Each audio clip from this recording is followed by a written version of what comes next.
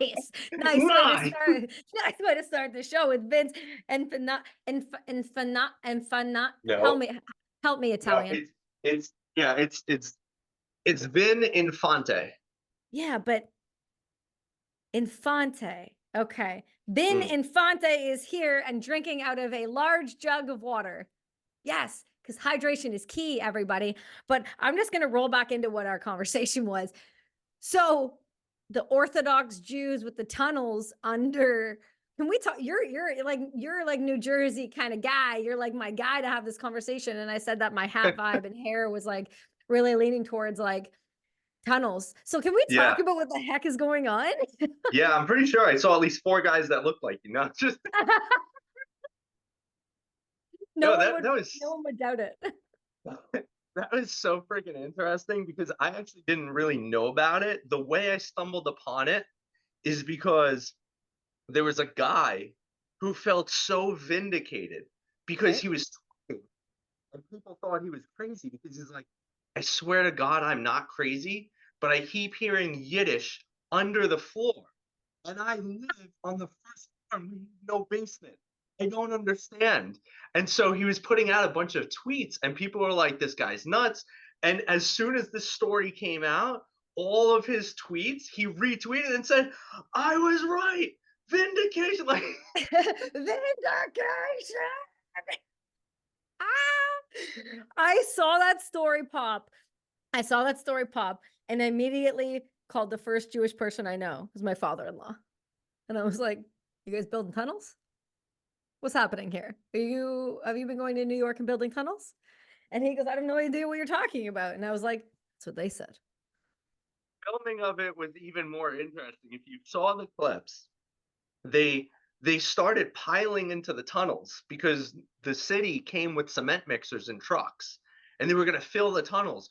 So all these Jewish guys just ran into the tunnels and all you see is their heads with the hats. They like look like gophers, just a whole platoon of them. They wound up arresting like 10 or 12 of these guys. They and it was so strange too because they started like ripping their walls off when the police came and they just started like they had like old mattresses and stuff there for whatever reason and they were throwing them. It was the weirdest like who had on their 2024 bingo card Jews and tunnels?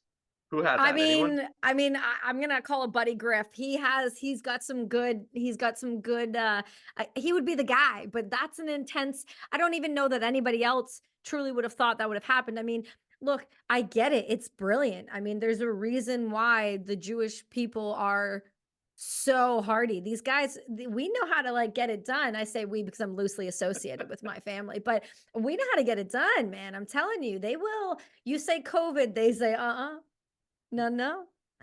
I gotta tell you a quick story, a funny story about this. You'll appreciate this, and then we're gonna get into all things Vince and why you're so amazing and such a great human being, how we met. But I'm in the airport in San Diego with my husband. Okay, we're coming back from filming Jocko, and we're sitting there, and my husband's wearing he's wearing a ERT t-shirt. So if you don't know what ERT is like this brand from Coronado Island. It's like they donate money to the C4 Foundation for Navy SEALs. It's this whole thing. This really great company. ERT. Anyway, and the shirt on the back has actually got a photo of Chuck Norris kicking a shark in the face because ERT SEALs, right? So they're like, Shark Week sucks. So he's wearing this shirt. He's not at all dressed as if he looks Jewish. He's with a wife who's heavily tattooed and covered in gold. Makes little sense. And then I'm sitting there, and this gentleman walks over to us, and he's with his wife, and they are Orthodox, like Orthodox, like multiple kids, kosher, eating at a Baggies. Can I have the plastic cup to go get my water? Like the whole vibe. He comes over and he stops in front of us. And I immediately get concerned because I'm like, what's happening? And he looks at my husband, and my husband's just like on his phone, and he looks up and he goes, can I help you? And he goes, I'm not kidding. He leans in and he goes, are you Jewish? And my husband goes, well, my dad is, my mom's not. So, I mean, you know how that works. And he looks at me and he goes, ah. And Brittany goes, how did you know that? And he goes, we have a detector. And he, out of the entire airport, Love it. points Brady out. And I went, well, it could have been your nose, but I didn't want to be the one to say it. But regardless, they pointed us out like it was nothing. I mean, I was born and raised Catholic, so but I did marry into a husband that has the features. So I will say it was a little wild to experience that. And then again, immediately we called the first person we could think of, your father-in-law, and told him, and he was like, you kind of look Jewish. I mean, it would make sense. Like you're ruining the joke, man. You're not getting the point that he came from the whole airport to walk over to us of all people. Anyway, it was fantastic. You had to be there, I suppose, but it was hilarious. But I Mm, digress. Welcome to the show, my friend. How are you doing today? doing better than the guys in the tunnels, I'll tell you what. Man, I don't know that I'm ever gonna like stop thinking about that. It just makes me wonder what else is under there. That was developed. They had the wooden beams, they had like a paved road, they had the lanterns, like it was a tunnel. It was a for real tunnel. It was like It a was a we're for gonna real use tunnel. this frequently, bring our families through, travel by tunnel to Oh yeah. kind of get away from some stuff. I wondered if it was from, the prohibition eras, if there was like existing tunnels that they just kind of meant they just manipulated a little bit. But I'm gonna dive in deeper to that later on today because I just found that so beyond fascinating to me. But I brought it up too because I mean you're an East Coaster, you're a New Jersey guy, you're not far from there. You probably knew about the tunnels. Oh, hold on. I am not a Jersey guy. Just because I Okay. look and sound like it. I am a Okay. well, hold on. I'm Jersey's cousin. I am Staten Island. Oh, how dare I? Damn right. I'm still New York. You're still New York. You're not quite out there. You're still New York. Okay. Yeah, I All mean, right. it's not that bad. We're not Never said it was Jersey. bad ever. Never said No, it was Jersey's bad bad. That's ever. like it's an insult. Like to say, Oh, "Oh, you're Jersey." I'm not Jersey. Come on now. oh, I I'm didn't from know New that. York. Well, at least us guys. Okay. Well, I'm really 'Cause sorry. I didn't know that. Jersey people suck at driving. Oh, Like okay. we don't, and so that's the bigger distinction. Why do Every you time think some, that is? I don't, you know what it is? I'll tell you why. Because Jersey is still. Oh, you didn't That is the expect I most, have an answer that is the most New York, the most, yeah. You want to know why? I'm going to tell you why. Like you couldn't have hit it any harder. You couldn't have planned it any better. because Jersey Oh, doesn't know how to drive because everything is highways over there. They all have highways and ah, parkways and Garden State and all that. And anytime you need to make a left turn, you can't make a left turn. You got to do a stupid jug handle to get all the way around to make a left. See, okay. in New York, you got to drive. You just drive, and then there's streets, there's side streets. There's ways to get around the shortcuts. Like we actually know how to drive. They know how to go straight and make elongated left turns. So I think that's Got it. So they're U-turn people. like yeah, there are U-turn people. They have a right on red, which is I think that's the best thing Jersey has going for it. Right Honestly, on red. Yeah, we have a right on red in certain spots. Your mic's kind of cutting in and out at the first beginning of some of your sentences, so just giving you a oh, heads up. But sorry you're about that. no, it's all good. So we do the rights on reds. We do them sometimes. We do the U-turns. We have the freeways, but we do have the city driving, so it's not as bad. But you guys also have the snow, so you would think that they would know how to drive. You would think that, but they Okay. don't. And Ooh. yeah, I changed mics. I figured out. So anytime it's cutting out, it's connecting to my webcam mic, which makes no damn sense. I have this Ah, beautiful Yeti here. you have a Not an beautiful actual Yeti. Yeti for anyone who's listening. Right. Not the abominable snowman. It's a Yeti mic. That's right. I mean, again, you are on the East Coast. We could have expected it is cold, so I would have gone with it. But like, hey, let's get into it. Vin, tell me, why don't you tell the listeners how we met? Why don't you tell them what you're about? And then let me pick your brain. Awesome. Okay, so we met at David Meltzer's office hours, and that's Meltzer like seltzer. That's how he says it. So I figured, And I'll it's his do. birthday today. No, is it? It is his birthday today. Okay. You have I to make a call. I got you. Okay. Shout out to Mr. Meltzer and a happy birthday to Mhm. him and for changing so many people. So, and better yet, bringing people together, right? So that's how Right. we met. We met at the David Meltzer show. We were just hitting it off. We were talking about personal development, things you've done, things I've done, and then we started vibing. And then we were like, Mhm. okay, so that's it. So now we're best friends. So how do we keep this thing going? And like this is part one. Here we are. And here we are. And it's probably part one of a trilogy. Let's be honest with ourselves. I feel like if you're going to do one, you do it with the New Yorker because you lean into it, son. I want to Give it a ask try. a million and one questions about your life. And I think I'm going to touch on something I don't know that you know that I'm going to go there. So bear with me, but I want to I want to know, and I do ask people who were in the area and who were around because it changed so many of our communities' lives in the veteran space, the mental health space, firefighting space. You're a former firefighter. Where Mhm. were you on 9/11? Oh, well, on 9/11, I was like 10 years old. Yeah. So it was fifth grade. I was in school. And I got picked up by my mom, and my brother was home already. I think she picked him up first. I'm not sure. Or he was 7 years older than me. So he was 17. He probably just got let out and got home. But I remember I was sitting there and I was watching the news, but I didn't actually understand what was happening because as a 10-year-old, like you don't really get it. Hmm.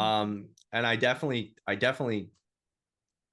wish I had more understanding of what was going on because I remember like my brother had to tell me that what was going on like was very Mm. serious.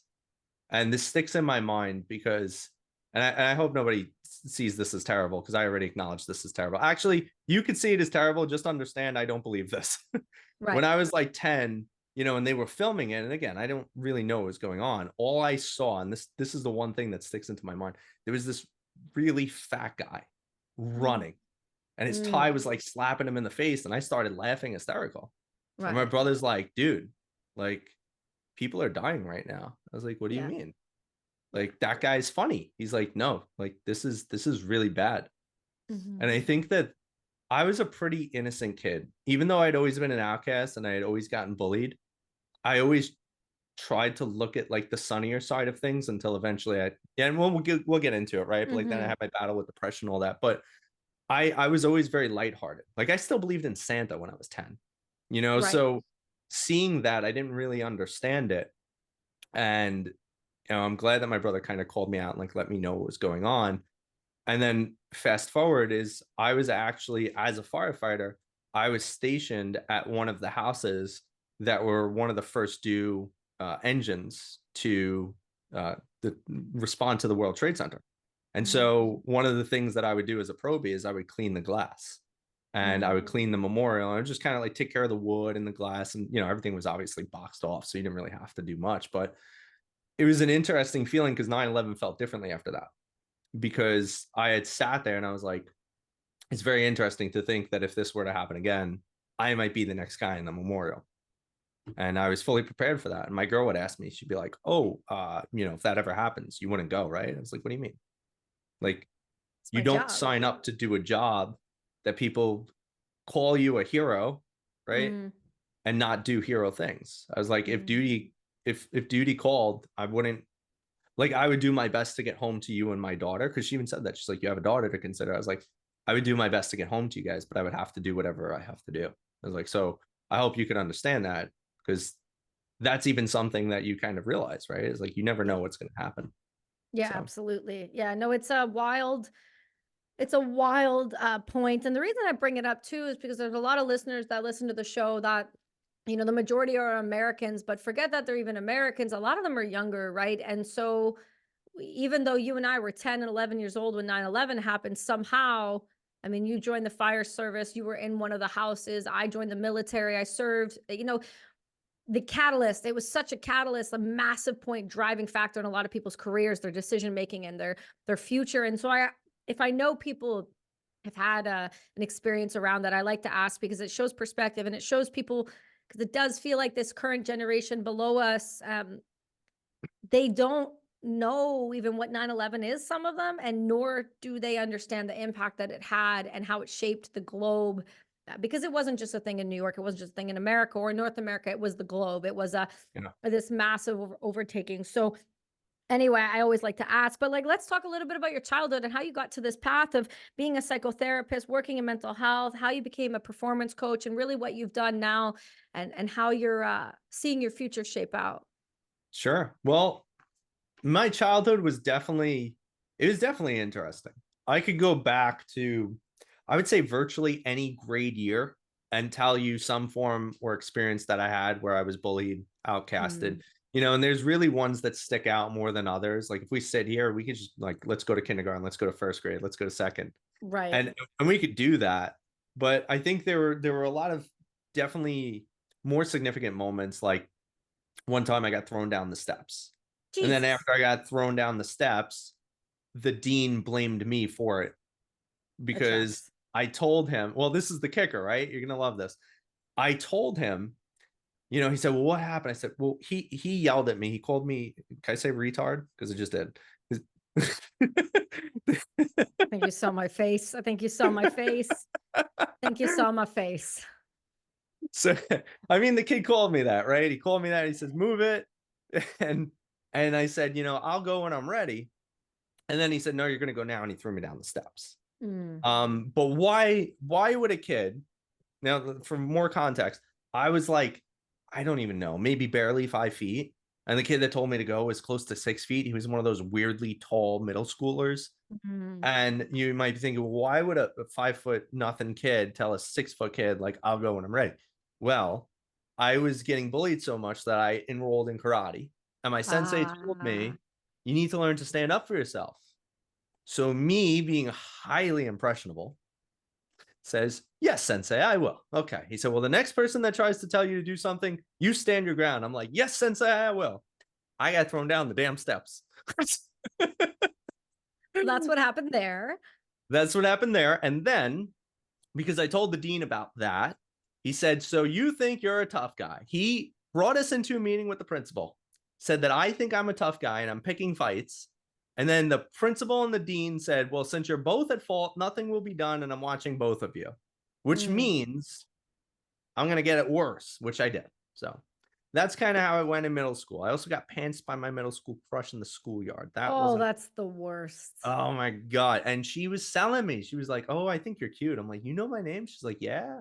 She's like, and I like your pants. I'm like, that's a weird compliment. She's like, no, they're really cute, but they'd look better on the floor. I was like, oh, yeah, no, it Oh, was, can you imagine if somebody pants the kid nowadays, the amount of assault charges that would be brought up? man, if only I Ooh. had that kind of defense back then. Oy, oy, oy. I've had that happen with tearaways. Yeah. You know those tearaway pants, Yeah. snap Adidas pants? Yeah. Yeah. I used to live in those when I was in Taekwondo. Live in those. Adam, I feel you on that. Okay, so you had this life, you had this difficult journey where you went through the ups and downs of the traditional kid, but maybe you got more of it than others. So how did Right. that affect you with your self-esteem at a young age and kind of viewing the world as this, like you said, you believed in Santa, so you were like 10. So, I mean, now all of a sudden this reality strikes where you're not in this innocent world anymore, this protected bubble. Yeah. Yeah. My parents had to tell me Santa wasn't real because I didn't believe it when the other kids said it. How'd you take that?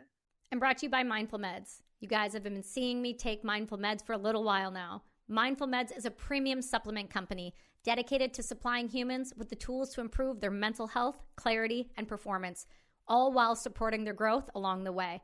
Whether it's the Immunity Blend, Lion's Mane, Inspire, or Voyage, all of their products are clean, tested, consistent, and they've become a huge help in my life.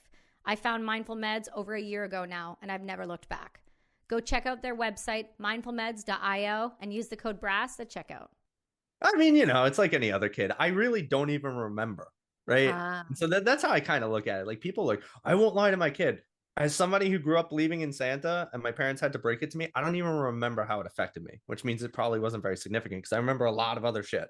right. It's funny though, not to tangent off this for a second, but it's funny though, because we're going through that with our son. He's 7, he's going on 8 this year, still strongly believes.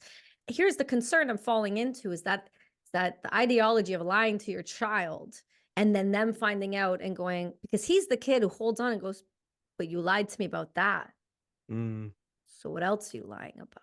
And I'm like, oh no. Oh, this was the wrong kid to tell Santa was real. Shit. And then this year we leaned in and we did the photo in the house. So it looks like Santa's in the house. oh boy. Oh yeah. So we did more this year. We doubled down. I'm a little nervous. Anyway, so talk to me about that. Talk to me about after that path, because the reality strikes. The world is not this place where it's just all safe and rainbows and Santas. Yeah. Well, it's interesting because as a kid, and I honestly, anyone who's like under 21 is still a kid roughly, but as You a kid, think? yeah. But as a kid, Mhm. you have a lot less understanding. And so even for me, right, I have my daughter now. And it's so interesting. She's close to 2. She's a month away. She'll be 2, coming up in February. And it's so interesting because she's having trouble articulating anything, right? She still Yeah. doesn't speak sentences. It's still like broken words, etc. But it's funny because I think about even when I was 13, though I could articulate, I still couldn't articulate, Mm, right? It's a new form of torture. Like my daughter's going through torture because she wants something. And you're like, what do you want? She's like, yeah, yeah. I'm like, what the hell is that? exactly. But she knows what she's saying. So Right. now the frustration of you're like 13, you know what you're feeling, but you don't understand it. That's another form of hell because you can even articulate it, but you're not articulating it enough or you don't understand it enough. So for me, one of the ramifications was in middle school, I would call my mom a lot.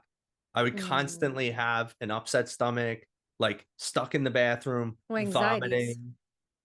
So I don't know that, right? Because you're Mm. 13, you're not really too understanding of mental health. All you Yeah. know is you hate most of your life. Right. And all you also know is that you're always sick and you can't understand it. And then the other part is, and this is the funny thing about how anxiety works and environments, is that when my mom would pick me up from school, as soon as I would get home, my energy is back. I feel great. So much so that my mom would get curious. She'd be like, are you lying to me? I'm like, no. She's like, I don't understand. Um, How is it that every time I pick you up, you're so sick and then you get home and you're fine? And that led to her picking me up less because I couldn't explain it. I'd be like, I don't know, mom. I just feel better. I don't know right. why. You felt And safe. yeah, but you don't know this and you can't articulate Yeah. that, especially if you're not educated on it. So that was one of the ways that things started affecting me is I would get these bad like rejections in my body, these anxiety panic attacks that would have these physical rejections, like I would throw up, I couldn't eat, it was terrible. And then I would spend a lot of time with myself. So luckily we had this teacher, his name is Mr. Cottrell, he's a very nice man, and he headed the robotics club. So I wasn't in the robotics club, but he saw that I had a hard time. He saw that Mm. kids would steal from me, kids would bully me, like, and one day he's just like, hey, if you want to hang out in my room, because the robotics kids during lunch most of the time would hang out in his room and they would just do robotic stuff. Be like, hey, you're welcome to hang out. And he was a fellow nerd, so I think he got it. Yeah, But but what an understanding, like what a good human. Like that's the other yeah, thing too about these teachers. Like it's you get the one. It's only takes the one. yeah, it did. And when he wasn't around, I would seek shelter in the guidance office. So I would go eat lunch alone in there and just try to hang out. And this is so funny because it's one of those things where it's like I don't know what the hell is going on with me. I just know like I'm not having a good time with life. And things got much worse for me in high school, where that was like the height of the bullying. I'd gotten thrown in trash cans. And like that story is phenomenal. If you want that story, I'll give you the I want whole. the story. I Oh want the my. story. My All right. listeners want the story about the All trash right. can. We'll do it. We'll do it. It's one of Okay. because now I could laugh about it Of so much. course It's you like my favorite can. story to tell because it's so absurd. Because you got to understand, right? And anyone who's listening who might have been in a state of victimhood in their life, you also know, and if you didn't experience this, this was my experience, is that sometimes you get so sick of being a victim that you just start to retaliate back. And one of Mhm. the things that I've learned about anger is it's a retaliation to your helplessness. And so Mm. I would felt so helpless for so long that sometimes I would make my bullying worse because I'd rather just get my ass beat worse than continue to just get kicked down and kicked while I'm down. Right. And so getting thrown in the trash can was one of the times I made my bullying worse. Okay. I, I had this kid, Mike, football player, built like a brick house. And now, mind you, in high school, I was a little chubby. I had acne. I had bad gyno, so I had those nice fun man tits that everybody Oh, likes to talk about. perfect. Hey, Yeah, but you can be right. perfect nowadays. You're totally inclusive. That's it. I couldn't decide between who I wanted to be, so I became both. Oh, shit. Are we gonna get canceled? I feel like we might. Listen, you haven't listened to the show before if you think that's gonna be the thing that's gonna do it. Perfect. We'll go harder then. So Uh-huh. so I was this kid who was a very easy target. I didn't work out. I was still kind of small. And I didn't have any friends. And I was super awkward because I was a gamer and I didn't have any voice or anything. And so this kid Mike would frequently like he would do shit like he would bump me or he Of course, wouldn't it's let a me Mike. sit.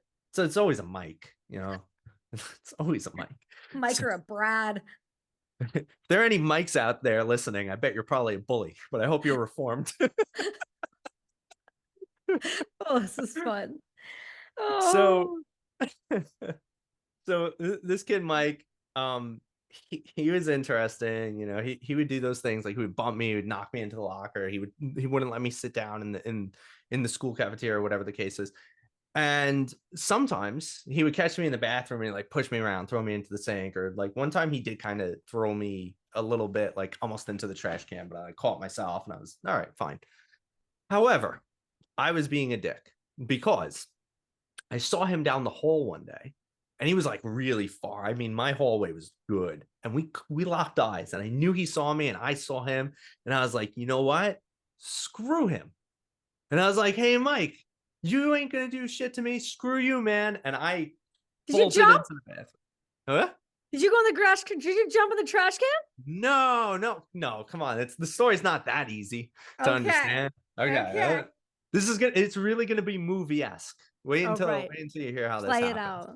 Play it. So I jet into this bathroom. I go hide in the stall because I'm like, this is my impenetrable fortress, right? Because it has a lock on the door. Right. So I'm excited about this. I'm like, I have the upper hand on Mike because like I just told Mike to go screw himself and he can't do anything. I'm in an impenetrable fortress right now. 4 walls and me. So I'm feeling like Superman. Mike comes into the bathroom. He's like, where are you? I'm like, I'm in the stall. He goes, come out now. I'm like, screw you again. Right. So he's like, you're gonna make this really bad for yourself. I'm like, there ain't nothing you could do, Mike. You know why? Because I'm in here and you're out there. And if you try and come under the stall, I'm going to kick you in the face. And if you try to climb over the stall, I'm going to uppercut you in the jaw. You can't do shit to me, Mike. So why don't you just get out of here? Oh my God. I felt so good. I felt so good. Until Even still to this day, do you not see the energy? oh, I see how stoked you feel right now. You're reliving. You're reliving right now. This is called exposure therapy, guys. This is what you're experiencing at this moment. I have all the strength in the universe right now. That's it. So Mike, he goes, I'm going to give you the count of 3, Infante, to come out of that bathroom. And I'm like, I'm not doing it. I'm not leaving, and you can't do anything about it. He goes, 1. I'm like, count all you want. 2. I was like, keep counting, Mike. 3. I was like, you ain't going to do shit. Then it goes silent. And I just hear, man takes a big deep breath, rams the stall like a lunatic. Oh. And you know those crappy locks that you just slide? Did I just buckle? It unslid. The door very slowly creaks open. Oh, I'm even worse. sitting. Oh, yeah. I am sitting on the top of the toilet, like holding my freaking legs, like, oh. And he just lets out the biggest snarl. He's like, and he grabs me. And he throws me into the trash can, and then he pushes me down into it, my knees pressed against my chest, and then he freaking threw some trash in there and like spit on the toilet paper or whatever. He might have spit on me. I don't know. So I'm stuck in this trash can. He just walks out now. I'm stuck in this trash can. I'm trying to do the hobble thing so it knocks over. The bell rings. I'm still stuck in this trash can, finally knocked over, go to class late, get detention for being late without an excuse. Jesus, man. You asked for that one, though. I did. I mean, come on. Before the terror, before the terror. Yeah, you felt like Superman. Hey, but right. be so grateful. At schools up here, they carry knives and they're allowed to. So see, I was at an all-boy Catholic school, though. I don't think they would have done that. Oh, yeah. Yeah, no, certain religions up here, you're allowed to carry knives, right? But only those people, not the rest of us who are not those people. What do you mean, those people? Well, certain religions, right? So like, how do I say it? It's like, so I'm pretty sure Sikh, you're allowed to have a knife, a certain size knife. You're allowed to carry it legally. But like, you know, Asian people can't.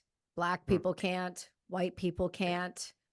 Everyone else can't have a knife, but Yeah, But but they Sikhs can. can. But Sikhs So can. so if they could carry a knife, does that technically make them seek and destroy?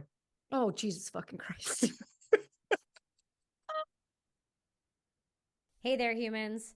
I know you guys have seen it, that crown on the top of my head. Well, that is from Three Horses Hat Co., and they are 100% beaver felt hats. That's the highest quality hat you can get, and each one is handmade in Nashville, Tennessee.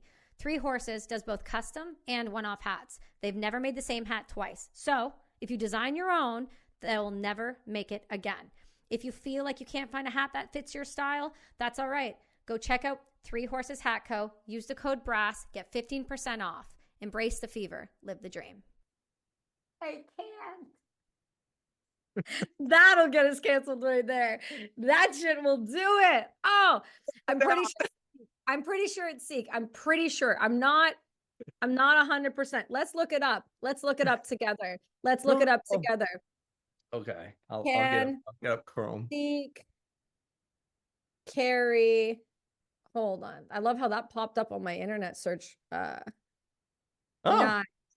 a let's requirement look it up. for initiated male Sikhs is that they carry a kirpan on their person at all times. There it is. It's usually blunted, and it's Yeah. generally concealed beneath clothing against the person's body in a sheath and a strap. There it is. Okay. Feels like feels unfair. Huh, Just gonna say it. interesting. Feels unfair. I'm just gonna say it. But it's like, here's the thing. Like, let's tangent on something else. Did you by chance, and you might not because you're a busy human, did you by chance watch Cat Williams' new interview? I did On, not. I've Club seen Shay Shay? snippets. Oh my God. Okay. He talks about this one point and I love it and I resonate with it. I resonate with a lot of that episode, actually, if I'm going to be completely transparent with you, but we don't need to go down that road. But what I will say, as he talks about it, he's like, hey, you've been in jail 15 times, 15 times. And he's like, yeah, but do you notice that I've never put myself there? And he's like, well, what do you mean? Well, what do you mean, Kat? How did you get in jail if you didn't put yourself there? And he's like, well, if I have to carry a weapon to keep myself safe, and you know that 15 out of the 15 times you pull me over, I'm going to have it, then I'm going to go to jail. If you know that I smoke weed more than Snoop because of my travel schedule and my eating issues and all of this, and you pull me over 15 out of 15 times, I'm going to have it. So then I'm going to go to jail. So he makes it known, like, here's the thing. He says, I would rather be judged by 12 than carried by 6. And I could not agree with that statement more. I carry a knife. I don't apologize for it. I always have it on me. I am 5 foot tall and 110 pounds on a good day. So there's the difference when it's something that you're waving around like a lunatic and being an idiot about, or it's for self-preservation, right? Mhm. I would rather have that conversation than have to have that cop have that conversation with my husband. So I get it and I agree with it. And so when I see that, it's like, oh, well, because of their religion, it's like, do I need to just convert to becoming Sikh? Is that what? Because I mean, in Canada, anything goes. You could have your kirpan. I could have a kirpan, but I'll bet you it'll be sharp.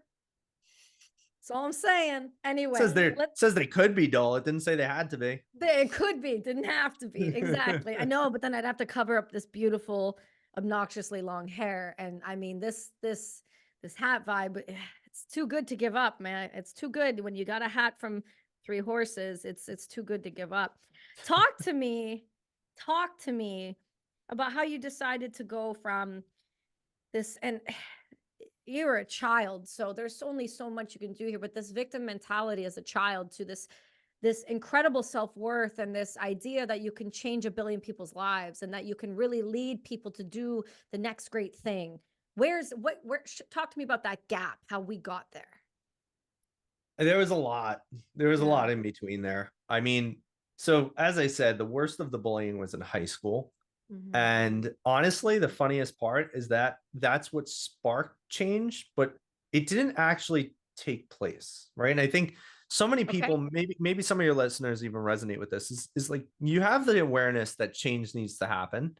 You don't fully know what to do, but you try some things and they also don't fully work. So instead of just kind of giving a vague description, I'll go into it a little more. For me, high school was the hardest time in my life There were things that were going on at home that I don't share, and there's no point for me to do that. No, But that's totally that's your right to do yeah, so. Yeah. yeah, there were, and it's not like anything crazy. Like my parents were No, great. but It's like you have things. your line, man. You have your Yeah, line. it's things with my brother. He got into a friend circle. It's not a good friend circle, and I Got it. and I like to leave it at that. And that caused Perfect. some disruption in the home. So I felt like I would go to school and I was like just getting bullied and ostracized. There was only like one or two kids. I had like one friend, and one kid was genuinely nice to me. And I will share a little bit more about that later, because people need to know the impact that one person can have on your life. And it always chokes me up. So I'm not going to talk about this second, but we'll get back to him. His name is also Mike, funny enough. So one Mike terrorized me and the other Ah, one gave me tons of love. love it.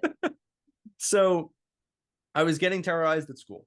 And then I would go home, and all the stupid crap my brother was doing was a home issue. And so I got super addicted to video games. And I Okay. played a lot of World of Warcraft. And Okay. I fell in love with World of Warcraft. I was a gamer at that. I mean, I was always a gamer, but now I was a gamer. Like Mm-hmm. 18-hour days, Saturday and Sunday. I would sleep Ooh, for 6 hours and then I would game all day. you were for real, for real. That game No, is I was no for real. joke too once you're in it. No, and especially so for those of you that don't know what World of Warcraft is, it is an MMORPG, which is massive multiplayer online role-playing game. So Mm-hmm. what that means to a normal person is there is a lot of people, millions all over the world, that are coming together and playing this game in real time online. And it's a And they real have time game too. That's the kicker, right? correct. Yeah, you can't Mm. pause. So my mom would yell at me. She'd be like, "Come down, we're eating." I'm like, "I can't." She's like, "Pause it." I'm like, "I I can't." can't. I didn't It's design the online. game, Ma. I can just hear Ma. the accent. Ma, Ma. Oh, this is so good. So there would be fights with that too. It'd be like, "I don't care about your game." And I'm like, "I can't let my guildies down." Right. So these are the only friends I have. Oh. So it became this very interesting interaction. But one of the things I like to talk about is that I created what's called a paladin. And for anyone who's not familiar with fantasy lore, a paladin is a holy warrior. They have healing and divine capabilities like a priest. However, they have plate mail and they use heavy weapons like a warrior. So why I was drawn to the paladin is because of the fact that the paladin was the person I needed. The paladin was a defender of the weak. He was a protector. He was righteous. He was good. He would do things out of justice, and he was kind. And he had a humility to him where everything was to serve the light. And so, I mean, obviously, I didn't think that deep when I was younger, but I was very drawn to a paladin, and that's Yeah, kind of there's what a I reason was. for it, right? Yeah. Right. And so, they even say that you should aspire when you're thinking about personal development. And if this is not what they say, this is what I say. You should think about becoming the person you needed as a child. Mm. And I've tried to build myself into that. And that's what ultimately has been a bigger part of my inspiration of how I show up today. Especially when I get on a stage and I speak and people are like, "Well, who do you speak to?" I'm like, myself as a kid. Mm-hmm. It's just a mirror. So when I think about high school, I had this gaming addiction. I was getting terrorized at school. Home was okay, but not great. And I remember one day I was very tired. Anyone who's gone through the ringer, you might know what I'm talking about here. And I walked in. I was actually close with the principal of my school. Funny enough, he knew my brother. He was a dean at another school that my Okay. brother was at. And Is so it he all knew that my boys too? brother, I'm sorry? All boys school as well? It wasn't an all boys school, but it was a Catholic school, and it was, mixed. It had boy and girl. And so he knew my family, he knew my brother, he knew what my brother did, like, because that's when my brother made his bad group of friends and started doing some dumb crap. Got So my it. brother's 7 years older than me. Right. So it was very funny because he joined my high school the same year I went to high school. He became the principal. Mm. So during orientation, as you know, you're getting familiar with the school, etc. Him and I had some contact, and he goes, "I know you. I know your family, Oh no. and Oh I know no. everything that's going on in your life virtually." I was like, "Interesting. Okay." And then he said, "If you need to talk, I'm here for you." And he kind of left with that. And I took that as an invite because I always needed somebody to talk to, if we're being honest. Right. So I would speak with him often. He was pretty updated on my life. And one day I walked into his office And I just said, "Hey, Monsignor." He's like, "Hey, what's up, Vin?" I was like, "You got a minute?" He's like, "Yeah, sure." Close the door. I'm like, okay. So I came in, I sat down. And he goes, "What's up?" I just, the usual. "What's up?" And I said, "Well, I don't want to be here, man." And he's like, "What? Like school? Like nobody wants to be here." Yeah, I And don't want to be here.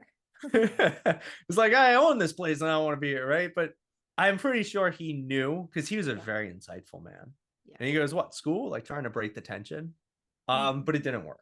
And I was just like, "No, like I just don't want to be here anymore. Like Mhm. here." Mhm. And then he got really stern and he like looked at me and then he looked down at a piece of paper and he goes, and he just goes quiet and he writes a bunch of scribbling. And he just like slides this paper over to me. And he's like, "Look at that paper. Tell me where you are on there." I was like, Mhm. I just look at it and it says thoughts, planning, attempts. Ah. And so it's a very crudely drawn suicide assessment, if Mhm. I may. And I remember that I pointed to planning and Oh. I just broke down crying. How old were you at this time?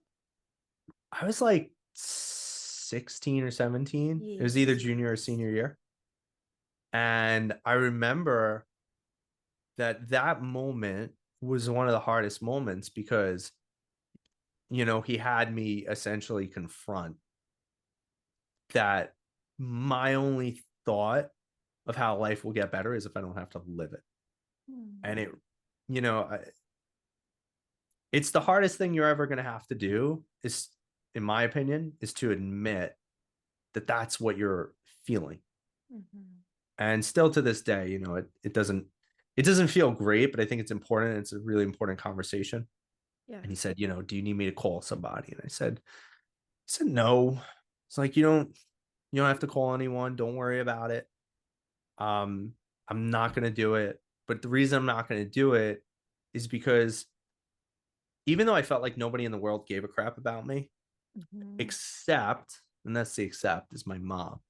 Mhm. So my mom, my mom was always a overbearing Italian mother. And she would always say, "Mom loves you. You're my whole world. I can't exist without you. If anything ever happened to you, Mm. I die." And then Mm. the thought that pops into your head when you're planning your suicide is like, okay, well, if I grab the knife, because I had to empty the dishwasher every day, my mom cooked every day. It's like, all right, well, if I grab the knife, I could just do it here. But then Mm. that's going to be messy. There's going to be a pool of blood. My mom's going to walk Mhm. in on that. I can't do that to her. And then I had some really weird thoughts. I was like, okay, well, what if I just stand under the air conditioner, tie a string around it, and pull it? I mean, and like you just Mm. starting to try, like, how can I do this? And Everything becomes an option when you're in that everything state. becomes an option. Everything becomes an As option. as absurd as they are, like really, would Right? that air conditioner have killed me? I don't know. It might have hurt like hell, but I don't think it was high enough to kill me. It was only on the second, like But it might have. even like you'll be driving and it's like I could just veer into the other lane right now. Oh yeah, oh yeah, of Like it's course. just it's everything. And that's what I try to Everything, explain to people. Everything. everything. You get creative. Like you're freaking creative. You're like, okay, what if I take this remote, Right. bang it a few times, get it sharp enough? Like you Mm-hmm. just Yeah. get like MacGyver. Maybe Mhm. MacGyver wasn't a super inventive genius. Maybe he was just highly suicidal. Like Could have been. He could have been. No, I you hear know, you though. I feel you on that, man. right? And so the biggest thing that stuck out though was truly just that is I couldn't bear the thought of putting that on my mom. Like I Mm. really imagined, like as much as I would imagine myself, I would then imagine her walking in. "Then I'm home," and there's just no answer. The weird, like, why isn't he answering? And then the pool of blood as she inevitably walks into the kitchen. Right. I couldn't imagine putting that on her. It just couldn't. That hurt so bad that it probably is the thing that kept me alive, honestly. Yeah. And so I understand a lot of the times when people commit suicide, it's really because not only does life hurt, but they truly feel like they want to be missed. And I think that's one of the biggest disservices that somebody who's considering suicide can do to themselves. And like, listen, maybe people haven't said it enough, but I would say that if anyone's struggling out there, you at least owe it to the people in your lives, if even not for you, to just ask them, "Do you care about me?" Yeah. Like just get a freaking consensus because you might really hurt somebody with your presence not being there anymore. And I know a lot of the time we don't realize that. We think our life is so meaningless, it wouldn't create a void, but you misinterpret it sometimes. Sometimes your life is so meaningful, even if it's to one person, that it wouldn't Mhm. just be a void, it would be a black hole that would continue to suck the happiness out of that person's life if they were to miss your presence. And it's not even that too, right? It's all of that combined with the ripple. It's the pool effect. It's like you imagine how good you make somebody feel when you just hold a door for them, or when you just say thank you, or you compliment an outfit, and how much you change just that person's life. So now imagine if you had a child or you had those around you. They will never they will never feel joy the same way again. They will Yeah. never feel happiness the same way again. And it's this shock to the system. It's the overwhelming now what? I've seen this in our community. We have 44 a day. I've seen it with the wives and the children. And I've I think if some of these people truly felt love and Mm, truly felt like their presence mattered, they would never, like you said, they would never no. do that because they can't fathom the idea. Because now you have these children growing up where they are forever known as the child of the Navy SEAL who killed himself, or the child of the so and so who killed themselves, and the widow of, and the this of. And it's this thing that sticks, and it almost is like wet cement everywhere you go for the rest of your life. And I wish people could see just as much as a positive impact as you are as that ripple turns into a tsunami when you end up taking your life for those Mm, around you. And you don't need to hear it, but I'm going to say it to the small child inside of you. I'm so grateful that you didn't make that decision. And I'm so glad that you stayed with us. And I know you're a grown ass man now, but I'm telling you that truly and deeply, and in the most pure sense, because your little girl wouldn't exist. Your wife wouldn't have a mm, partner. And everybody that you've touched to this date in like a non creepy, weird way wouldn't have been touched, you know? yeah.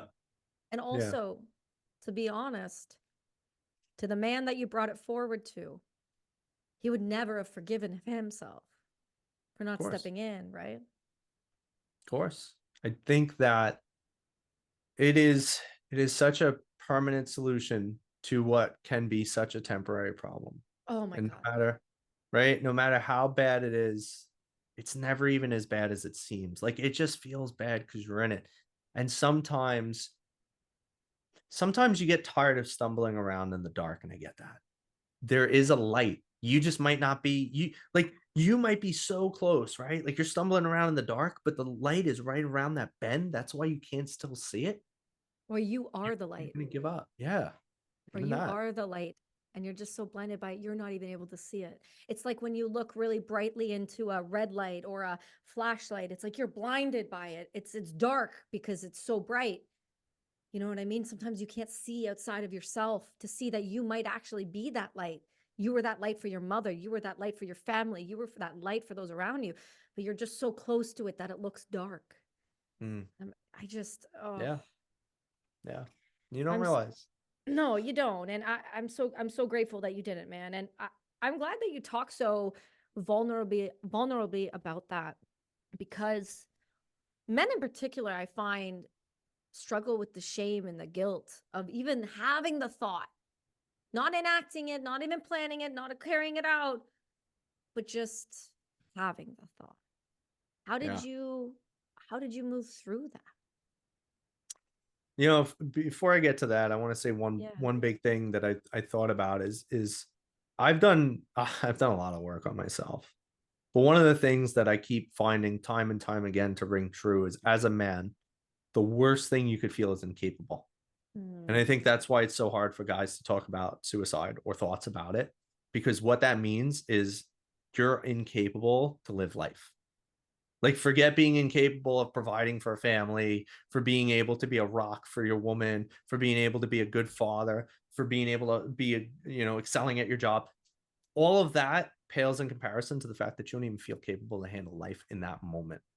Mhm. And the worst thing that a man could feel is incapable. Day in and day out, if he needs to feel anything in his world, it is Mhm. capability. It is that he can be a source, he could be a leader, he could be a rock, he could be whatever he needs to be. And when a man doesn't feel that, it sucks the life out of him. It's like a man without a purpose. If you're a man without a purpose and you're a man without capability, are you even a man? And that's the conversation that maybe you need to have, because just because you don't feel capable, you don't feel purpose in the moment, doesn't mean you don't have it. Right. And Right. so I just wanted to throw that thought out No, because I it think it's literally just came to beautiful. me. No, I think So it's beautiful. thank you. Thank you. I wanted to make sure I didn't lose it. But what I wound up doing is, because I had been in that place for such a long time, I had realized that I was at this point. I'm like, I'm sick and tired of being sick and tired. And I have to do something, because if I keep living my life this way, I probably will go through with it eventually. I can't keep doing this. And this is where I was saying before, even though you have a wake up call, you still may not know the right steps. You still may not change the proper way. You still may not do the right things. And that was me. So, one of the more silly things, I mean, as if there hadn't already been a bunch of silly things here. One of the more silly things is that these degrees behind me, for anyone who's not watching on video, I have my college degrees. Why? Because they say I'm qualified to do things. Now, what's funny about them is that they say Vincenzo on them.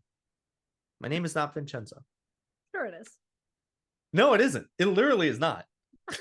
It is literally not Vincenzo. That's why I'm telling you. They say Vincenzo, however, because I had built up such a resistance to Vincent because he was a loser. He got bullied. I was diagnosed with depression, anxiety, and panic disorder. As you all heard, I had a lot of suicidal ideation. I also had self-harm tendencies.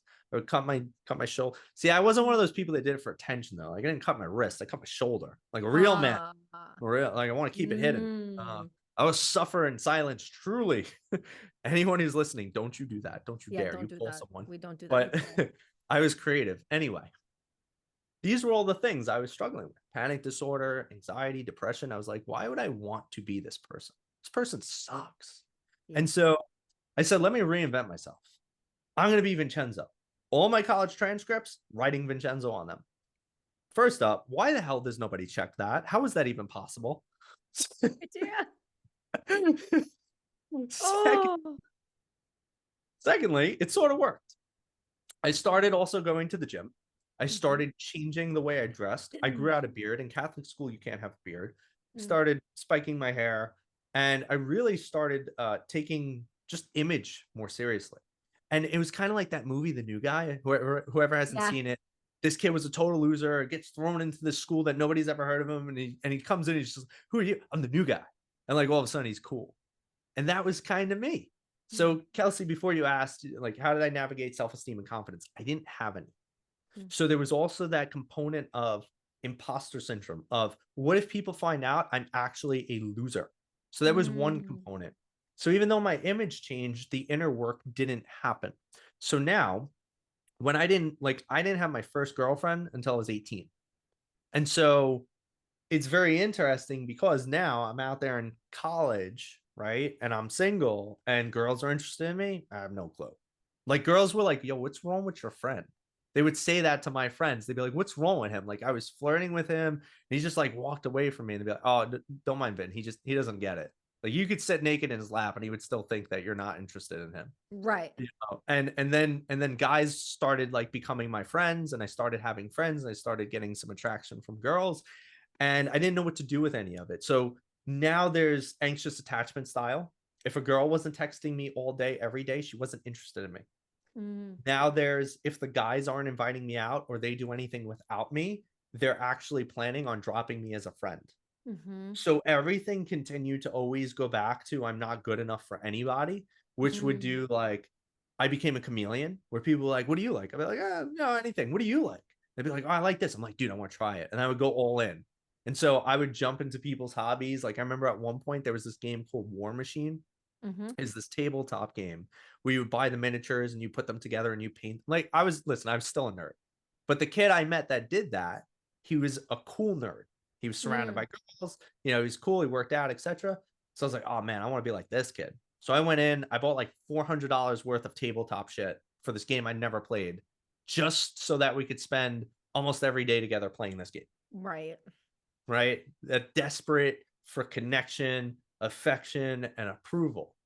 And Mm. so I would just go all in, and I would probably scare a lot of women off that I was really attracted to because I just didn't know how to act around them. And same with the guys. And I remember I would confront guys that were my friends. Like they would go out without me and I text them. I'd be like, did I do something wrong? Like that crazy Yeah. crap you see where people make fun of. Like I was like that. Mhm. Like a girl wouldn't text me for like a day because she was busy. And I'd be like, I feel like you don't like me. And they'd be like, what do you Mm. mean? I'd be like, well, if you cared about me, you would text me. And then they finally get back to me and I'd be pissed and I wouldn't answer them. And like, it was crazy, right? I was out of my damn mind. Self-sabotage behavior, right? Oh my God. I was so out of my mind. Like I talk about this now because I can't believe how absurd my thought processes were. Like they were just ludicrous. And Mm. so this kind of continued. Now, mind you, I still excelled in everything. I became a personal trainer. I worked that nights. I was a mental health worker at a hospital. I did that on weekends. I was in school full time. And I would always take classes like during the summer and the winter for extra credits. And then I would work full time in the summer. So I wound up graduating Psychi National Honor Society. I had like a 3.8 psych GPA. I had a 3.5 overall. I got accepted to every master's program I applied to. Meanwhile, for high school, I couldn't even get accepted into anything other than my local community college. Yeah. So I did a 180 on a lot of these things, but mental health was still on the decline. Mm. In my master's program, I was having like mental breakdowns every week. I wanted to drop out of college. My dad would say, you could drop out. You just got to pay rent and go get a job. And I was like, all right, I guess I could stay in college a little longer. See how it's going. But it was the worst. It was the hardest time for me. And so I would say that was the point where I had to call my therapist anytime I needed to make a decision. I couldn't make a decision. If I had a decision to make, I would call my therapist. If he didn't answer, I would text him. I say, please, I need your help. Call me when you can. I was the worst client anybody could ever have. I feel bad for him. But he would always get back to me or whatever, and then I can make a decision. I needed his approval. You see. It's an Yeah. approval thing. Okay. Well, I had no confidence, right? No Mhm. confidence means you can't make decisions because to make a decision, you have to have trust in two things: trust in an outcome and trust in your capability to follow whatever outcome comes along. You Mhm. need to handle it. So Mhm. I had zero trust in myself or life. So 23 years old, I graduated college. I have my master's as a therapist now to help people. It's always the therapist. It's always the therapist. You Oh, know yeah. that. Uh-huh. Oh, yeah. Oh, yeah. So I couldn't fathom going to help people yet. I wound up quitting both of my jobs and I just took off. And I spent the summer trying to figure out who the hell I was and what I was and all these things.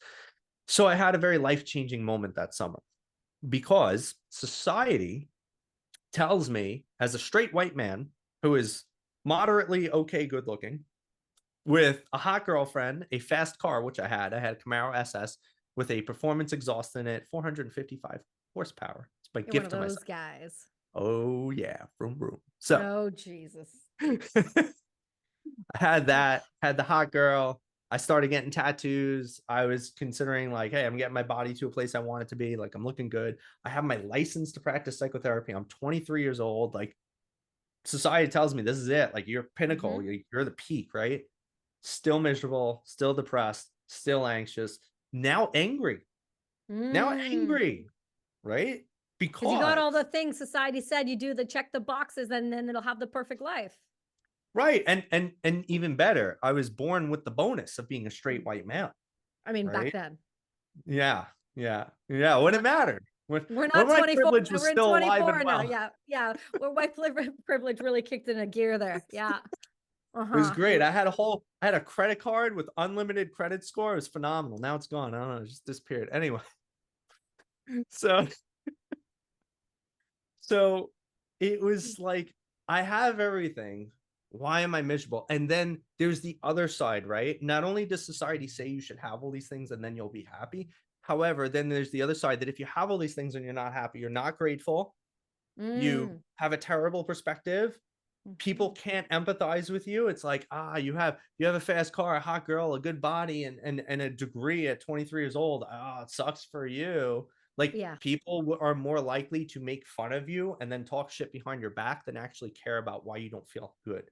And Mhm. so I didn't even know what to do. I was like, I can't talk to anybody about this. My friends are already like kind of, throwing jabs at me just for my lifestyle. And then, the other side is like, I can't figure this out. So I remember there was this moment, I call it a moment of grace, where I was so frustrated. Like, again, I was frustrated with life, just full on anger at this point of like, what the hell? What is wrong with me? Right? Super inward. Like, what's wrong with me? I have everything. How can I not be happy? And I freaking slammed my hands on the countertop in the bathroom. Mm. And I was just in there venting. I wasn't doing anything else. But slammed my hands on this countertop. And I looked up at myself in the mirror. And it's like this light went on. And it was this moment of clarity where I was like, oh, I get it now. Mm. You're Vincent.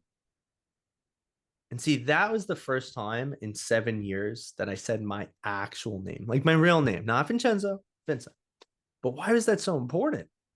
And I couldn't figure it out. I mean, I did, but later the reflections are always better, right? But it was Mhm. so important because it was me finally willing to do. So before I tell you this, did you ever hear the term up Shit's Creek without a paddle? Oh, yeah. I mean, I live in Canada. Yeah. Okay. So I like to look at it like you're up Shit's Creek without an oar. Now, why is Mm. that term even real, right? Up Shit's Creek without a paddle implies that you're going through something that you have zero control of and you're just utterly screwed. That's the life of living in victimhood. That's the victimhood mentality that life is happening to me. Everything's against me. No matter Mhm. what, I cannot find control or happiness or joy because this guy's a bully. My brother's doing this. Life isn't good. I feel bad. This, that, everything. But why I like if you're up Shit's Creek without an oar is because oar is my acronym for ownership, accountability, and responsibility. And Mm. if you have an oar, you're not up Shit's Creek because now you could steer where the boat's going. And so when I figured out by avoiding being Vincent and creating Vincenzo, I wasn't taking ownership of my life. I was not being accountable for the fact that I am in the current situation I am because of me, because of my thoughts, my behaviors, my actions, my habits, my language, and my emotions. And most importantly, I was not taking responsibility for where I wanted to go in life. So Mhm. I did not have my oar steering the boat of my life. And I was truly up Shit's Creek without a paddle. And that is your victim mentality. So in that moment was when I had a very honest conversation. And if there's anyone listening who has not had an honest conversation with themselves yet, please do so. It'll be life changing for you. In that moment in the mirror, I said, who are you? And the answer was, had to be honest. You're depressed, you're anxious, you're suicidal, you're sad, people pity you, no one admires you, you're not a leader, you are not inspiring, you are not capable. And some people will be like, wow, that's really mean. It's really true. That's who the hell I was. And Mhm. then once you're honest, because honesty is your starting point, once you're honest, you have given yourself the permission to now create. You go from passively experiencing life to consciously creating it in the minute you decide to take this ownership. Now you can be accountable. So now the question is, who do you want to become? And for me, that answer felt even better because now the answer is, I want to be someone who's excited and loving and powerful and inspiring and helpful. I want to be a leader. I want to lead others into better lives. I want to do so much more than I currently am. And then the last question, this is where the responsibility comes in, right? The last question is, what do you have to do to become all of those things? Because our internal world is what shapes our reality. And so if Mhm. I say, well, I want to be a leader. Now, this is what I talk about is that we all have internal leadership, or we should. Internal leadership is the understanding that you have multiple identities within you. And how you show up powerfully for each identity determines what you must do. But then the question is, well, how the hell do I know what to do? And this I call, I'm throwing a lot of concepts at you, and we could No, circle it's back on good. these, Hit but it, hit it. this I call my 5 aspects of mastery. So what you must do to become the best version of that is, one, you define the identity, say like, what is a leader? And then you use the 5 aspects of mastery, which is understanding the language, the thoughts, the emotions, the behaviors, and the actions. And when you could focus on those 5, because they're all internal, you actually develop your full aspects, your self-mastery. Now you can control anything. You could turn adversity into advantage, pain into power, whatever you want to call it. But when you develop that strong focus, everything becomes clear. So as a father, if I say my most empowered version of a father is this, what's the outcome I want to achieve? How do I want to raise my daughter? Well, I want to be present. What does presence look like? Well, presence looks like me put my phone away, me dedicate intentional time to her, me play with her, me interact with her, me be kind to her. What's the language I need to use? Words that would be compassionate, understanding. What's the emotions I should inspire in her as a present father? What's the emotions I want to have as a present father? I want to be happy with her. I want her to laugh. I want to inspire excitement and joy. What are the behaviors of a higher version of a father? What are his actions? You see, and when you get super granular like this, the only way you can't succeed is if you consciously don't put in that effort, because Mhm. now you're freaking clear and it's fully on you. And Mhm. once you're exposed to something through the law of exposure, once you're exposed to something, you can never not be exposed to it. So if you know what it means to be the best version of you and you're not doing it, you're just lazy and you don't want it. Period. Right. Yeah, and the other thing is too is the authenticity, right? Who are you? You have to be willing to have that conversation. The mirror technique is one of the best things. It's the Mm. best things. Looking in your eyes. I know a ton of people who cannot look themselves in the eyes in the mirror. Oh yeah. It's It's hard. tragic. It's Yeah. hard though. It's hard because in that moment, and I can recall it like it was yesterday, in that moment, you no longer are able to blame anyone else. Mhm. In that moment, if you've been doing something, and listen, I've had clients who I've worked with who are like in their 50s that they've had something that they've held on to since they were 10. Because in that moment, if you take responsibility and ownership and accountability, all of a sudden, you have to blame yourself that for the last 40 years, you have shaped your life because of something you chose to hold on to. And that is going to hurt because now you're going to understand you screwed yourself for 40 years. You You have to wasted. accept that. Yeah, you wasted that precious time, that energy, everything that you could have. And it's amazing to see the shifts that are happening in this generation. People are wanting to heal much younger. People are wanting to attack their problems much earlier, and they're no longer waiting or accepting the fact that they have to be X, Y, and Z because somebody or something happened to them. That Yeah. victim mentality is shifting for my and your generation. The one after us seems to bathe, Oh, eat, yeah. sleep, breathe the victim mentality as if it's going to benefit them somehow. And they're going to be the individuals who wake up in their 40s and their 50s and their 60s and go, what the hell was I doing? What a waste. What a waste of life and time. It's tragic. It's They so say, tragic. right? They say some people get buried. Is it they get buried at 60, but they die at 20? Oh, that's what is it? What even are they Gen Z? Is that what they're called? This I don't know. one, I don't even know. These I think individuals where right aren't now. we Gen Z? Are we Gen Z? I don't know. Wait, what are we? 89 and 88? 89s, I'm 88s, 91. 89? That sucks for you. I'm in the 80s. I don't know what Why to are tell you you. 80s? 80s people are so proud. It's like, I am in the 80s. You're 89. You're like a year freaking off the 90s. Calm down. I'm like 3 months. I'm September too. It's even worse. But listen, I'm gonna bake myself in that identity and know that that's just where that number sits for me. Okay, I don't need to hear about it. I know where I'm at. I know who I am. I talk to myself in the mirror every day. I know exactly who I am. But it's ironic that you say those things too, because when you look back at your life and you look at these plans that you're putting forward and these tools that you're this verbiage you're putting out for individuals that are listening, some of them are going to be met with, oh my God, an awakening and acceptance and understanding that these are the things I should be doing. And then others are going to hear that and go, this guy's full of shit, and turn it off. Oh, yeah. Because the light that's so bright and the healing that you've done, it irritates. Hmm. because they know how much they missed out on. They know the things that they could be doing, but to do those things requires severe amounts of accountability. This is why I struggle with programs like the 12 step. And I struggle with this idea that we have to always give over to someone else. The accountability and the responsibility to heal any of the things that you have done in your life is on you and solely on you. And the sooner you accept that, the sooner you move forward. But the second you say, I'm giving responsibility to someone else, to something else, whatever it may be, you are now devoid of that opportunity to learn and grow. You are stuck in that state of when they said you did the wrong thing or you shouldn't have been doing the thing. And I encourage others to listen back to this. And we're going to actually make that the clip at the very beginning of the episode, because I think it's so, I think it's so bloody fantastic how you describe the simplicity of it. Because it really is, it is quite simplistic once you sit down and you go, point A, this, point B, this, point C, this, accountability, honesty, openness, and willingness. Because that's really what it comes down to. If you're not open and honest and willing, none of those tools are going to help you in any way. Exactly. It's interesting too, because a lot of people, and I'm putting this out there more because one of the things that I'm still in the process of doing is building my brand. And one of the things that I'm very proud of to say out loud and continue to now push is that I am a practicing Stoic. And I think if you truly want to understand how to master life, you should study Stoicism.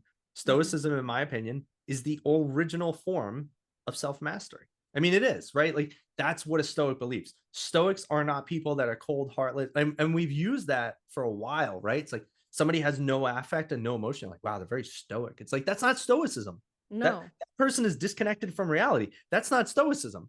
Stoicism is what I talk about. It's about understanding there's two worlds, the one inside and the one outside. You can't do a damn thing about the outside one. You could try to influence it, but the only way you're going to influence it is from having more control over the inner world. So as long as you focus internally, you can start creating a life worthwhile. And I pair my Stoicism with like my background in therapy and my background in coaching. And that's how I am able to not only get great results for me, but for other people. And so I always tell others, it's like, if you really want to learn some stuff, forget therapy, forget coaching, go read some Stoic stuff. Go learn about, like, there are some really fascinating people in there. There was one guy and they were like, hey, you're going to die tomorrow.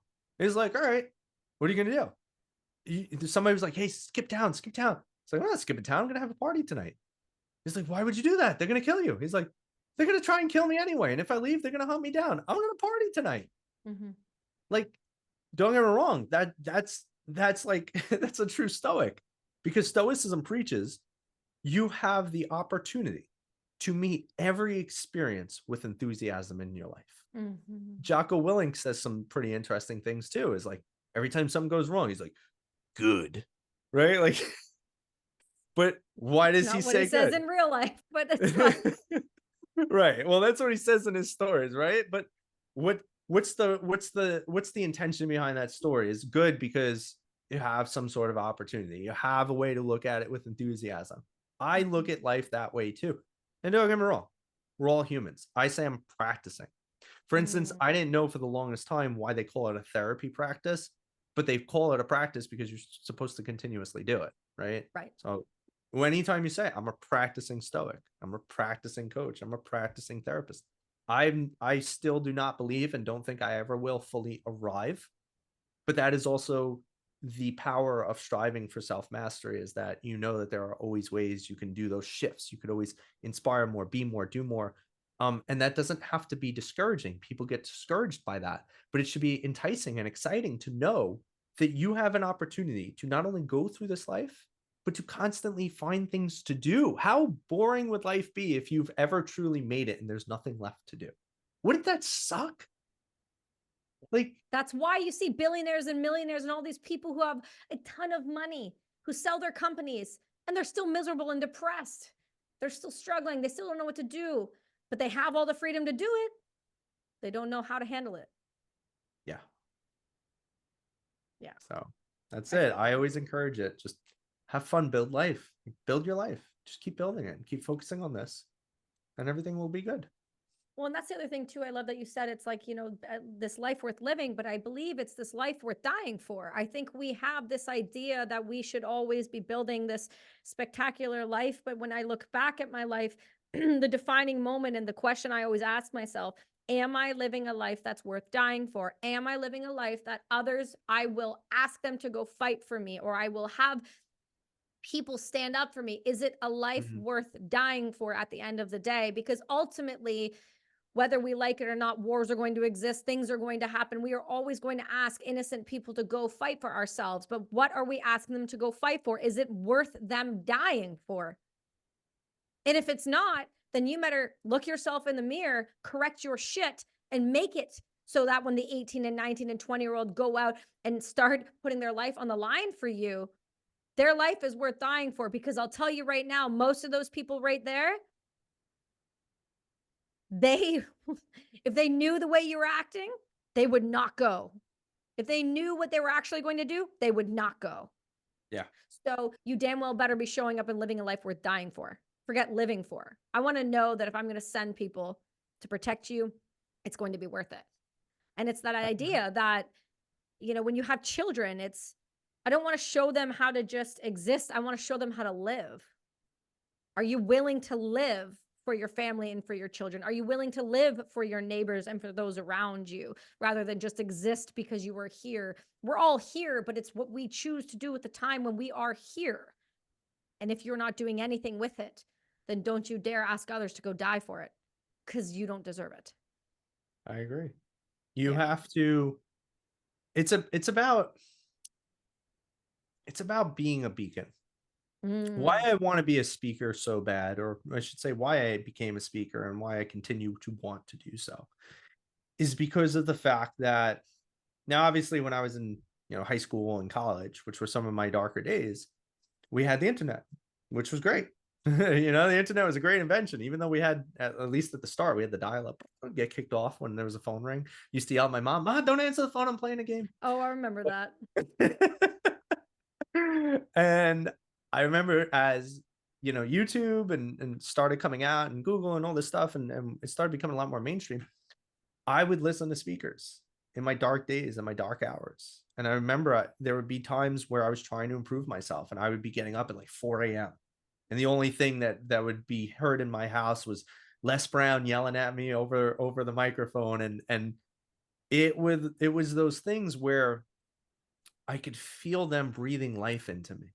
Mm. And I said, if these guys are able to help save my life Mm. just by speaking, I have an opportunity to do the same.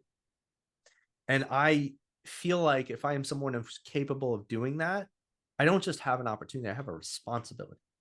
Because Mm. when you truly discover why you're here, what you're supposed to do, what are you supposed to learn or teach or experience, you should make it your mission to do that. I've had moments where I've come to understand and come to believe, like, I am here to impact lives. I have walked this path my whole life. I have been dedicated to service of others forever. Even when I couldn't do it and be capable for myself as a kid, I was still trying to help others. I was still kind to my friends. I was still, even though I was a bullied kid, I was still never one to bully. And I've always held that to my heart. I've been in mental health for coming up on 14 years now. I'm 32. I've been in it for 14, coming up on 14 years. I started at like 18, working professionally, or 17, sorry. So whenever somebody's like, "Oh, are you truly like about?" Yeah, no, my whole damn life. And even when I wasn't doing this, I was still Mhm. serving as a firefighter, Right. now as a coach, and as an entrepreneur and a mentor. And so I think when people step into their power, things start happening, but you have to really do that work to uncover it. You have to be willing to try and figure it out, and you have to be willing to fail and fumble. And there were many hard moments in my life, but that's okay. They're supposed to be. They're there because they're challenging you to level up and grow. Like, I like to look at life as a video game. Mhm. They've never made a video game where there is an unbeatable boss battle. Mm. So if that's the case, why didn't you defeat that boss? Well, let's look at it. You might not have leveled up. You might not have the right gear. You might be in the wrong zone. Maybe you need a team to help you. Perhaps it's just not the right time for you. Maybe you were playing the game and you're too tired to get the, the hand movements down. There's a million reasons as to why you didn't beat that boss, but I will guarantee you that boss is beatable. You just have to get curious as to why you have yet to succeed. Seek out the answer, practice, perfect, and overcome, and then go to the next thing. And so I look at life in that form. I like to gamify it, but most importantly, I love to carry the understanding. And you said before, like living a life worth dying for. I also believe that when you look at life, life is meaningless and it's supposed to be, but that shouldn't be confused with life being pointless. If life was pointless, we wouldn't be here. But Right. life is meaningless because we have that beautiful opportunity to define whatever we want out of life. We can make anything have meaning. You could be super excited about brimmed hats and I could hate the hell out of them. But maybe your meaning in life is to find really great brimmed hats and mine is to avoid them at all costs. And neither of us are wrong. We're just living our best lives in the way we've decided it should have meaning to us.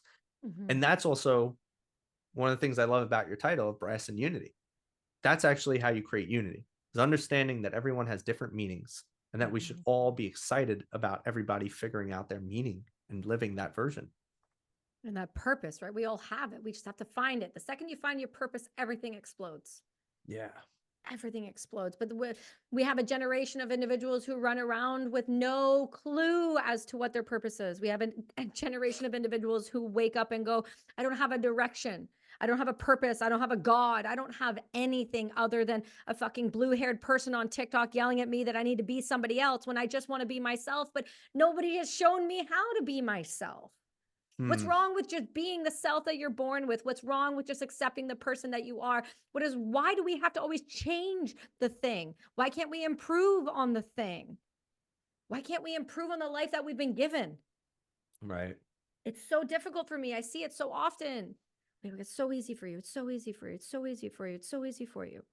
Who the fuck ever said it was going to be easy? Whoever told you that when you were born, you were guaranteed to have the easy route? Because whoever did told you was fucking delusional or hasn't been through anything in their life or hasn't been faced with the punch of the world yet. But give it time, because I assure you it will come. And the second that we realize that sometimes our purpose is just to exist until our purpose shows up for us. Yeah. We have to find the path, but sometimes the path isn't there and it's not clear until all of a sudden it is. I've done my company for almost a decade now. But my show only started 4 years ago. I didn't start the company with the idea to create a community that could heal each other. I started the company to create a way to save me from myself. And when you do start to do things from the perspective of the open hand, when you start to truly come at every experience with the open hand, the open heart, the open hand, the open mind, and you do things for others without asking for anything in return, that's when it all comes back. But the second you start to do things for you selfishly, you'll realize super quickly around in this world that it's not going to work out for you. It's not going to be faced with this great opportunity because you're clenched fist. You're going at the world with a clenched fist, and the world does not respond to a clenched fist because there's no way for you to receive. You have to open yourself up. You have to be vulnerable. You have to have your hands here. I'm here with an open hand. How can I help? What can I do? How do I serve? And it doesn't mean serve God. It doesn't mean serve some greater religion or some guy with a beard. It doesn't mean any of that. It means, how do I serve humanity, this time, this purpose, these people? How do I show up? It's about how you choose to show up. But most people, they don't even think they're worth showing up. Right. The self-love and the self-worth has been so broken down over these decades of just constant fighting and turmoil and division. We have no self-love and self-worth. We're not born into that anymore. We have to be taught it. How sad is it that we are brought on the face of the earth and we have to be taught how to love ourselves because we are so beaten down? How sad is it that we have to show up and have to learn what our self-worth is when our self-worth is just that? We are here, we are breathing, we are existing. How grateful should we be just for that? But that's not the way it is anymore. That's why people like you and I have to exist. Because not everybody can get access to a fucking psychologist or a psychiatrist. Not every psychiatrist or psychologist fully understands the depth of the self-worth or the self-love or walking that path, right? That's why people like you and I have to exist. We have to talk. We have to be open. We have to go down through these journeys. We have to get down to the nitty gritty and tell the stories of when we wanted to die so that people can sit there and go, holy shit, somebody else said it.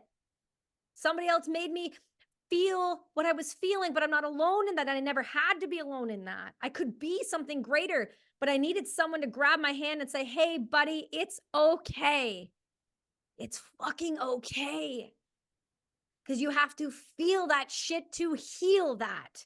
And until you're willing to feel it, you're never going to heal it. You're never going to find that purpose and you're never going to get to that next level. So embrace the pain, embrace the hurt, the dark, the sadness, everything that comes with the feeling of no longer wanting to exist on the face of this earth. It's okay to admit it. You don't have to live in it. You can grow from it. And so I'm so grateful. I wanted to have you on the show. I know you're going to be back time after time after time after time because you and I have so much to dive into. We have so much in common where we can share and where we can help others through the tools that you can provide. You fill the gaps that I have and I fill the gaps that you have. We both have a place in this world. And that's the beautiful thing, dude. Yeah. We all have a place in this world. We just have to see it. And there's more than enough for everybody. Oh right? my God. You know, when I first started coaching, I was like, oh man, who would go to me? Like, there's so many amazing coaches out there. Like Tony Robbins is the best coach in the world. How can I compete? Well, it's actually very simple. There are a lot of people who don't even know who Tony Robbins is. There's also a lot of people who don't like Tony Robbins. And even if you do like Tony Robbins, the man charges $1 million a year for coaching, and he only has 4 clients per year. I would say there's a hell of a lot of opportunity for me, even with Tony Robbins out there doing his thing. And when we step into the abundant mindset that there is so much out there for everyone, all of a sudden your life starts shifting in the best way possible because you're no longer operating of there's not going to be enough for me or this, that. I mean, don't get me wrong. That's where I used to be too. That's why I understand it. And that's why I The can point these limiting things out. belief. It's a limiting belief. And you know, to one of the points that you made, or you made a lot of good points, but I think there's something in there that I think is super important. In today's generation, the problem that I see, or one of the biggest ones, is that people are so damn focused on happiness, and that is such the wrong freaking move. Happiness it's like a drug. You could chase it because happiness is an emotion. You can't feel happy all the time, but what you could do is you could do the thing that makes you happy. Happiness comes from being productive. If you focus on finding your purpose, as we were talking about before, and even if you don't find your purpose, just be somebody who's valuable. Just go do things that make you valuable. Go to the gym. Go be a good person. Go show up for your family. Go be a good friend. If you don't have friends, go find something. Like, do things that make you feel like you're moving forward with your life. And when you feel that, now we can talk a little about the science of it, right? Dopamine's released. It's the drug of achievement. When you achieve crap, you feel good. It's scientifically proven now. This isn't even my opinion anymore. So what does that mean? To actually achieve happiness is to achieve productivity, to create value. So if you want to be happy, just become valuable. Everything I do with people is an experiment on their identity. When I've looked at how I create my life or how I help people live a better life for themselves, what I'm actually doing is challenging you to shift your identity. Who do you want to become? And then how do you do that every day? And guess what? All of a sudden you're productive because now you're building something. Even if it's the most simple thing, which is you building yourself. Building and productivity lead to sustained happiness. And why it's important to have the mindset that isn't depressing that you always have something to do is because if you could always be productive because there's always something to do, you could have sustainable happiness. It's that freaking simple. And you know what the other thing is too? Flip that Tell me. mindset. Flip the mindset right there. I don't have something to do. I get to do the thing. Damn right. I get to go in and day out and be better. And I get to. I don't have to. I get to. It's the choice that I make. It's how you reframe that shit. Exactly. It's the small shifts, right? It's in the 5 aspects of mastery. It's your language. See, what is your language? How do you determine things? I could listen to someone talk and I could tell you within, I would say at this point in my life, like a 99% accuracy rating, what their life is like based on how they talk.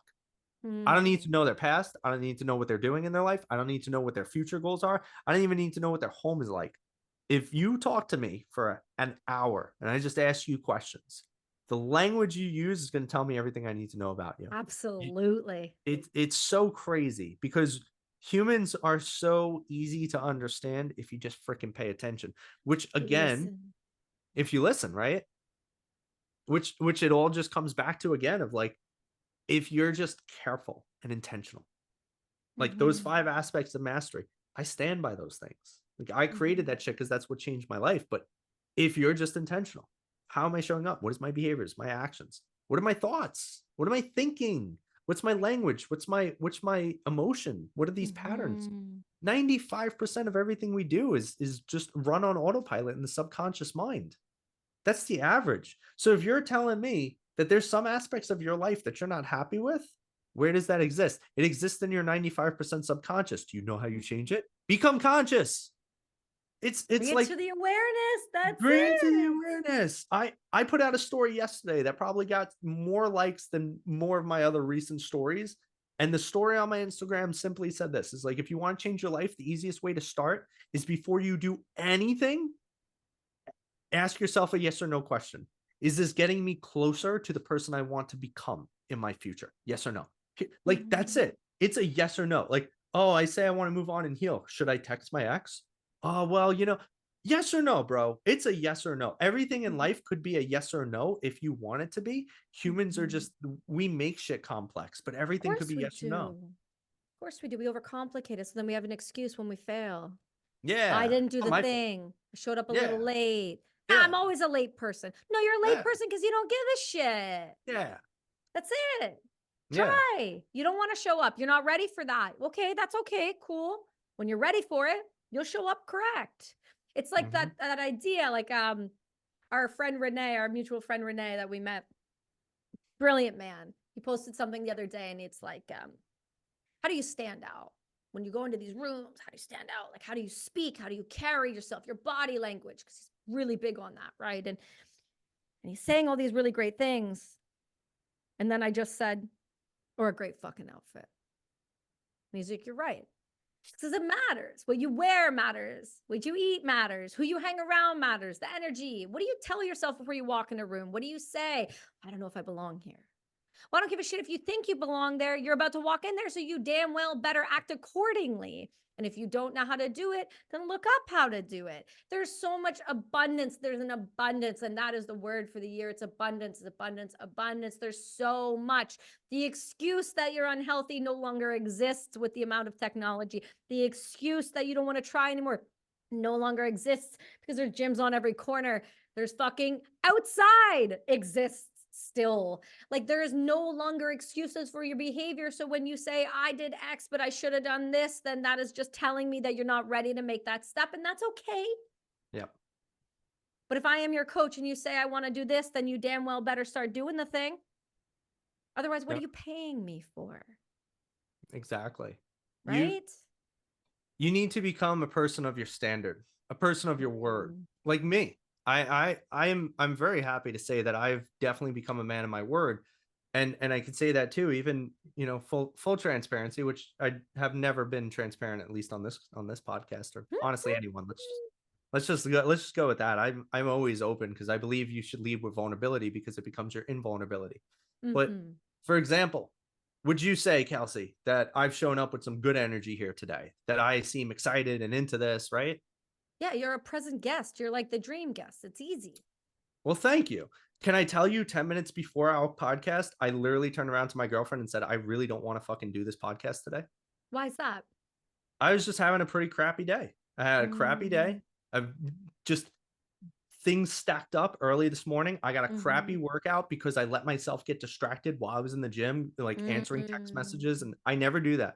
I put my phone on do not disturb, but I was sending out some messages and I was waiting for these answers and they started coming in while I was in the gym. So Right. now left the gym a little early. I was so frustrated. Then I went to the next thing and I'm sitting there stewing. Like I got my hair cut. And my Mm-hmm. barber's like, how's your day? I'm like, that's fine. I just didn't feel like unloading anything. And Yeah, so yeah. I get home, I eat real quick because I didn't have much time. Like I got home like 20 minutes before we started. And my girl's like, oh, what do you got now? I'm like, I have a podcast. I really don't want to get on this right now. I'm not in the damn mood. But Mhm. if there's one thing that I've learned in all of my time of doing my personal development and what I teach as a coach and all this, is that you have the power to shift like that at any given moment if you choose. Mhm. And I already said, and she goes, "Could you just cancel? Could you just tell her maybe later in the day or tomorrow?" And I said, "That's not who I am. That's not what I do. So I Mhm. will get on and I will be great. And I know I'll be great. That's just how I feel right now, right this second. But in 10 Mhm. minutes, I'm going to be phenomenal." And I Mhm. know that because I have this capability because I've spent so much time just being real and exploring myself of like, well, how can I do that? And one is like, don't get sucked into it. I might acknowledge, like, I really don't want to do this right now. However, one thing that I've learned in life, and this was instilled by my parents, is they didn't let me quit stuff. I would Mhm. say, I don't want to do this. And they'd be like, you're going to do it and you'll feel better. Just go do it. Mhm. And I'd be pissed. I'd be like, no, no, no, no. And I fight with them and I fight with them. And then I do it and they'd be like, how was it? I was like, yeah, it's good. And it's the same here. Why would I cancel on this podcast? I've been looking forward to this. It took us like almost 2 months to get this on the books. I was Mhm. excited for it. I could not wait to be here with you and your energy. I could not wait to share my message because my mission is to impact 1 billion lives, and every platform gives me the opportunity to reach one more person. There's so much in here. Why would I back out of it? And I Mhm. knew that once I got on, it wouldn't just be good, it would be phenomenal. And so Mhm. the minute we turned on the camera, I was like, hell yeah, let's go. And I'm I feel super you. glad I did.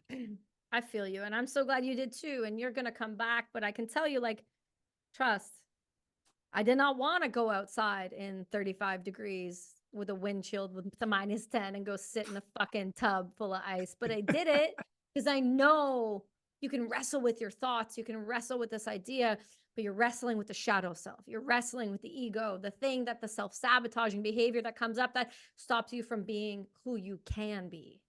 And so you have to do these things. That's the whole point, is doing the difficult things will make the easy things that much easier. It Yep. makes it that much more enjoyable, my friend. And I feel you. And I'm so grateful that you did. I know we had to reschedule this week. My son he's just coming out of a 3-week sickness. And I'm Of so grateful. So thank you for that. course. And for your willingness to be so accommodating. I do appreciate it deeply. You are a parent. You understand Yeah. sometimes the fam's got to come. It's got to come first, right? They always come first. They should always Always. come Those first. tiny Because you, humans yeah. I mean, listen, you and I can always do a podcast. Like are that, always that here. shit doesn't matter. And if for some reason I die, listen, there's plenty of podcasts You of me know out there what? already. You need time with your kid because your kid you never get back. You never get that time back. It's so No, you don't. precious and fleeting. And you would say that, but you know what? I'm gonna address that right there. Because sometimes, yeah, your family always comes first. And I feel you on that to the deepest of my core. But I will tell you, I've had a guest on the show who has since passed away. Mm, And he became a good friend. And he touched my heart. And now when I look back at our clips, I'm so grateful that we did the show because I had the moments with him. I yeah. had the moments. I even get emotional about thinking about it. But he's a good person in this world, man. He's just one of those people. Yeah. And then so the beautiful thing about these shows is people think that you do it for money and for all of these things, but it's the connection, it's the container, the holding the container, giving people the space. That's what I feel like I do well. I give you the space to be you, to hold whatever it is you need to hold, to be held. Mm, And then it's documented and it's there. So one day when your daughter grows up, if something ever happens, she can look back and go, look at my dad, full of life, full of happiness, full of passion, full of the thing he wanted to do the most in the world that he was great at. It's there and it's mm, here. And it's not going anywhere. And I think as much as our families are first, you have to love what you do. You have to love it, every yeah. part of it. And so I'm so grateful that you took the time, my friend. I'm so grateful that you showed up the way you did. And thank you for that. And I know my listeners are going to be super stoked to have you come back on.